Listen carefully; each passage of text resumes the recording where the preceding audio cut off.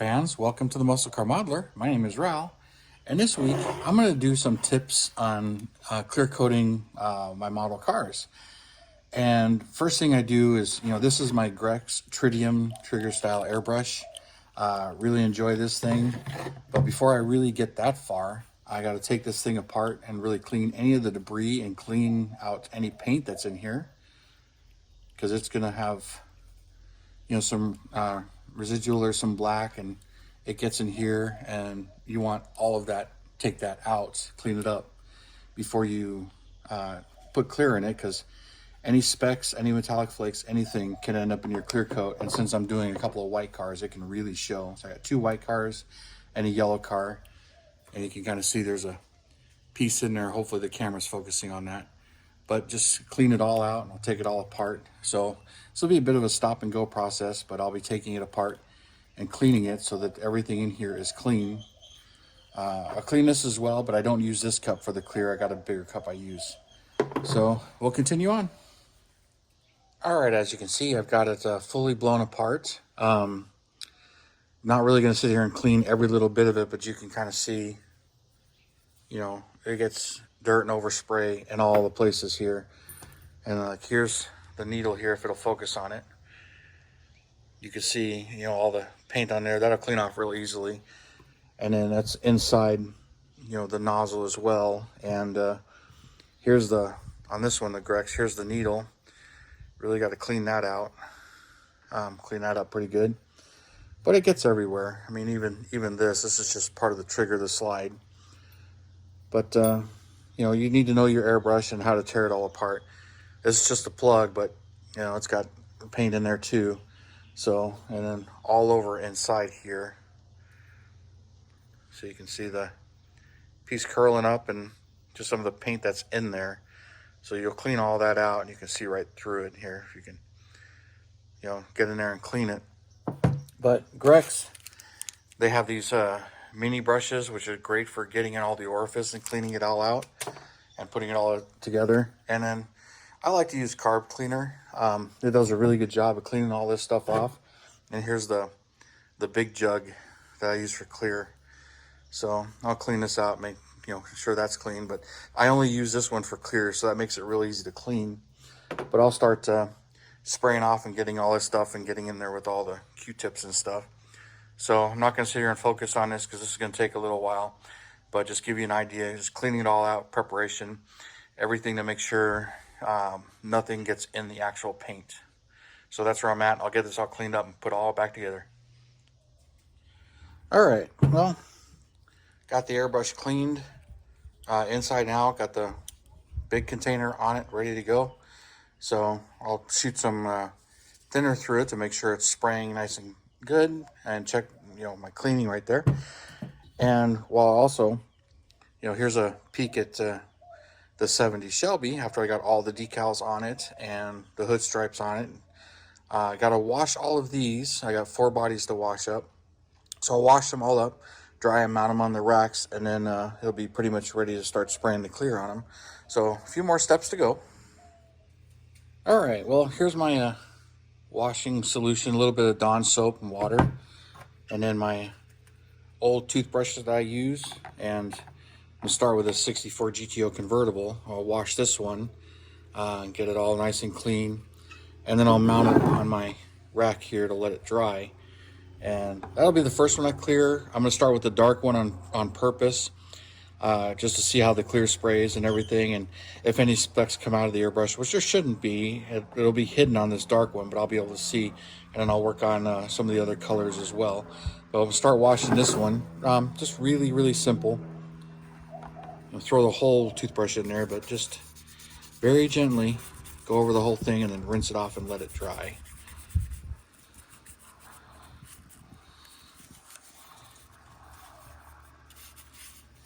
Of course, I'm being very gentle around this windshield frame because it's been broken before. I don't want it to slip out of my hands while I'm washing it. I have had that happen. It's no fun, especially when you're at this stage and this is the last step.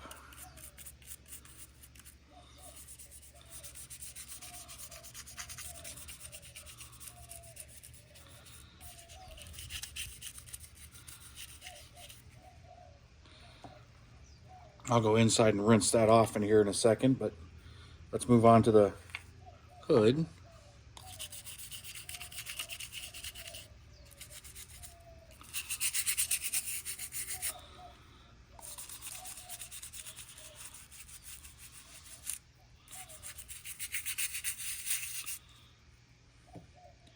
And even the little parts. This is the piece that goes in between the grills.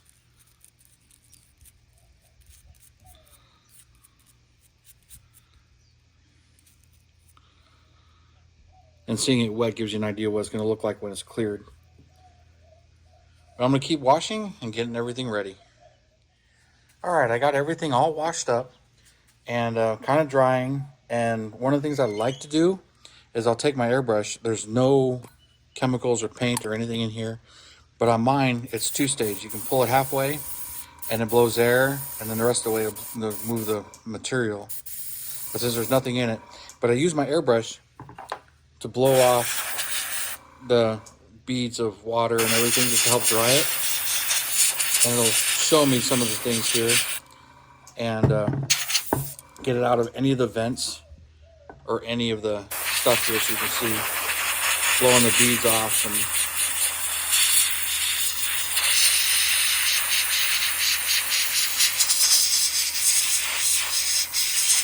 helps dry it off and everything. But I'll keep working on that. It's kind of hard to do that under the camera here for you, but I'll keep working on that, get it dry, and then I'll be mixing some clear. All right, guys, this thing's dried, ready for clear, and so is the GTO. So I'm going to do these two first. I'll do the other two after, but I won't be filming any of that. Just a lot to do and a lot to film and a lot of stop and go here to do the filming. But I got my mixing cup and strainer, mixing stick, and I'm going to show you what I use.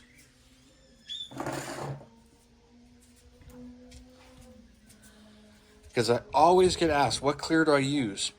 This is Sherwin-Williams Clear Coat 939. It's a gallon of real automotive clear coat, hardener, everything.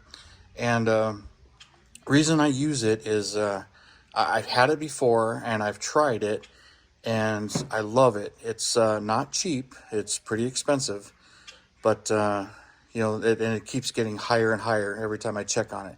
So you got to buy the cleaner. That was a clear coat. Got to buy clear coat. Here's the thinner I use to go along with it, another gallon. And then also got to have the hardener. This stuff goes bad every couple of years, no matter what. So, you know, that's the bad part, is you got to keep buying it. And this alone is $200. And it's only a quart, pint. Yeah, it's a pint basically. So, you know, 16 ounces. So, and I'll mix it up in my mixing cup. But, you know, when it comes to, you know, the cars, you know, once you've used real automotive clear and gone to that, it's really hard to not go, you know, not use it.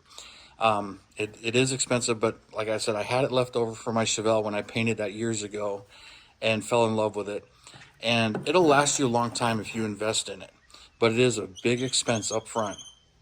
Like now, a gallon of the clear is now like $600. The thinner's $250, $300. Another, so that's like literally $1,000. But you're getting 50 to 60 car bodies you can clear with it over time. So what does that break down to? You know, $6, $7 a car, which, you know, comparatively isn't too bad, but it's a lot of money to invest up front. Plus, it's really durable, strong stuff, very, very glossy. I rarely polish any of my cars, so if you've wondered why it looks so shiny, it's the paint. Don't do a whole lot of polishing, but at the same time, gotta wear your respirator. Here's mine. It's stored in the 3M bag, but it's a 3M respirator. It does a pretty good job, but you gotta wear one. So I'm gonna mix up my paint and I'll get ready to clear. All right. Well, I got the paint all mixed up here. I'm ready to put my respirator on. But you can see, here it is. Now, you mix it according to the directions. It's 4 parts, 1 part, 1 part. So that's what this 4 means. I fill it up to 2 with the actual clear coat. Then from that number 2 to this number 2, I pour in a hardener, get it to that level. and then you put thinner in to get up to the next level.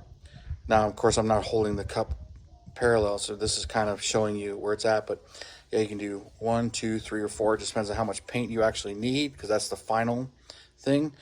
But I wanted to do up to number 2 here. Now, also for me, I had just a hair more thinner, another 10 or 15% more thinner. That just gives me the water consistency that I like, which is how it is right now. And I'll pour it into my airbrush and start spraying here. Here's my respirator. Now, I've done videos on spraying techniques and everything, so here I'm just going to start spraying. Hopefully I'm in the view of the camera and everything, and you can see what's going on. But I'll start with the little bits and pieces. But first, let's get the paint in there.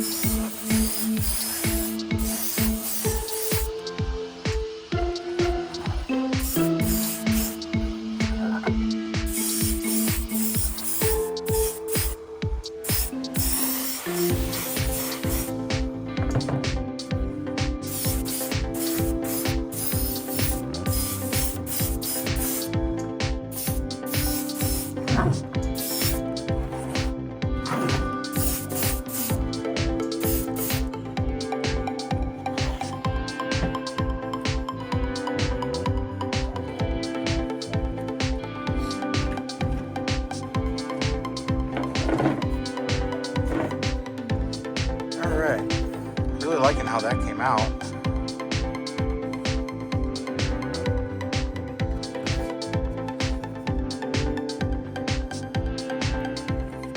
I'll go take these inside, let them dry, and get my other bodies out and ready to go. So get some more going here, but I'm gonna end this right here, although the GTO is looking really good too. So let's get that in the screen here.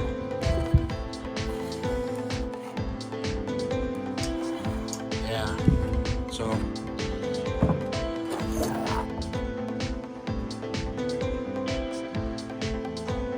very, very nice. Let that dry and harden and everything. So this will be ready for tomorrow, I should say, but I'll let it sit longer than that. I usually let them sit for a whole week in the garage to dry and harden. But with the hardener and everything in this, it's usually, 24 hours is great. Nice and hardened and everything. But that's how some of this stuff goes. So I'm gonna continue on here, but I'm gonna sign off though for the moment and keep working on them. So you guys, thanks for tuning in, subscribing, and all your comments and everything. I really do appreciate you guys. You have a wonderful weekend, and I'll see you next time.